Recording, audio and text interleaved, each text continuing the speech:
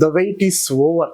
So Yash ಅವರು recent ಆಗಿ ಒಂದ್ 2-3 ವಿಡಿಯೋ ವೈರಲ್ ಆಗುತ್ತೆ. ಅವರು ಫೇಸ್ ನ ಮುಚ್ಕೊಂಡು ಹೋಗ್ತಾರೆ. ಸೊ ಎಲ್ಲೂ ರಿವೀಲ್ ಮಾಡಲ್ಲ. ಬಾಡಿ ಗಾರ್ಡ್ ಕರ್ಕೊಂಡು ಹೋಗ್ಬೇಕಾದ್ರೆ ಫುಲ್ ಇಷ್ಟೆಲ್ಲ ಫುಲ್ ಫೇಸ್ ಮುಚ್ಕೊಂಡು ಹೋಗ್ತಾರೆ. ಅದೇನಕ್ಕೆ ಅಂತ ನಮ್ಗೆ ಈ ಟೀಸರ್ ಅಲ್ಲಿ ಗೊತ್ತಾಯ್ತು ಗುರು. ಏನ್ ಗುರು ಸ್ಟೈಲ್. ಎಷ್ಟೋ ಜನ ಒಂದು ಕ್ವಶನ್ ಇದೆ ಯಶ್ ಅವ್ರ ಬಗ್ಗೆ. ಏನ್ ಮಾಡ್ಬಿಡ್ತಾರೆ, ಅಯ್ಯೋ KGF ಅಷ್ಟು ದೊಡ್ಡ ಎಕ್ಸ್ಪೆಕ್ಟೇಷನ್ ಇರೋ ಸಿನಿಮಾಗೆ ಇವ್ರಿಗೆ ದೂಗ್ಸಕ್ ಆಗತ್ತಾ ಅಂತ ತುಂಬಾ ಪ್ರಶ್ನೆ ಮಾಡೋರು ಇದಾರೆ ಯಶ್ ಅವ್ರನ್ನ. ಬಟ್ ಟೀಸರ್ ಒಂದು ಆನ್ಸರ್ ಅಂತ ಹೇಳ್ತೀನಿ.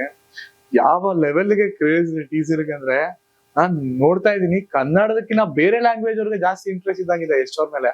ಬಿಕಾಸ್ ಹಿಂದಿ 25 ಲಕ್ಷ ಹೋಗಿತ್ತು, ಕನ್ನಡ 17 ಲಕ್ಷ ಹೋಗ್ತಾ ಇತ್ತು. ಬಟ್ ಹೋಗುತ್ತೆ ಕನ್ನಡ ಬೇರೆ ಲೆವೆಲ್ಗೆ. ಬಟ್ ಬೇರೆ ಲ್ಯಾಂಗ್ವೇಜ್ ಅವರು ಯಶ್ ಅವ್ರನ್ನ ಈ ಲೆವೆಲ್ಗೆ ಎಕ್ಸ್ಪೆಕ್ಟೇಷನ್ ಇಟ್ಕೊಂಡಿದ್ದಾರೆ ಅಂತ ನಿಜವಾಗ್ಲೂ ನನ್ಗೆ ಗೊತ್ತಿಲ್ಲ.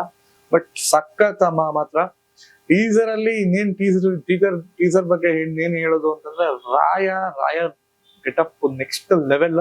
But double acting, triple acting ಎಲ್ಲ ತೋರಿಸ್ತಾ ಇದಾರೆ. ಸಿನಿಮಾ ಬರೋ ತನಕ ಏನು ಹೇಳಕ್ಕಲ್ಲ, ಟ್ರೈಲರ್ ಬರೋ ತನಕ ಏನೋ ಹೇಳಕ್ಕಾಗಲ್ಲ.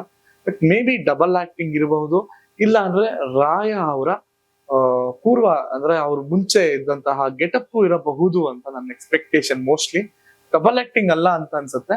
ಸೊ ಅವರೇ ಮುಂಚೆ ಆ ತರ ಇದ್ರು, ಆಮೇಲೆ ರಾಯ ಹೇಗ್ ಆಗ್ತಾರೆ ಅನ್ನೋದು ಮೋಸ್ಟ್ಲಿ ಸಿನಿಮಾದಲ್ಲಿ ಹೋಗಬಹುದು.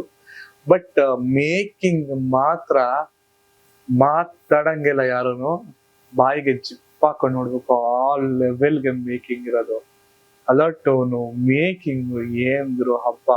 ಹಾಲಿವುಡ್ ಲೆವೆಲ್ಗಲ್ಲ, ಹಾಲಿವುಡ್ ಸಿನಿಮಾನೇ ಮಾಡಿರೋದು ಮೋಸ್ಟ್ಲಿ ಯಶ್ ಅವರು ಅಂತ ಹೇಳಿ ಟ್ಯಾಕ್ಸಿ. ಸೊ ನನ್ಗೂ ವೈಟ್ ಮಾಡ್ತಾ ಇದೀನಿ, ಯಾವಾಗ ಬರ್ತಪ್ಪ 17th ಮಾರ್ಚ್ ಅಂತ.